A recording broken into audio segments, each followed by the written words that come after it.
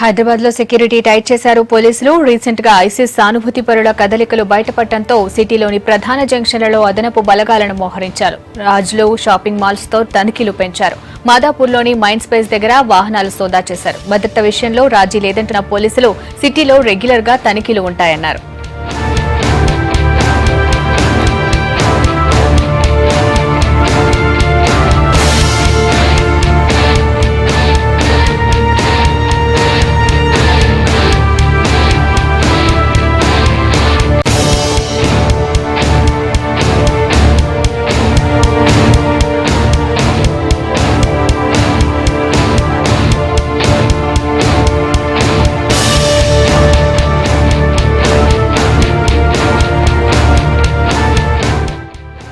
Madhapur PS పరిధిలో రోజు మాదిరిగానే ఈరోజు కూడా మైండ్ స్పేస్ జంక్షన్లో వెహికల్ చెకింగ్ నిర్వహిస్తున్నాము.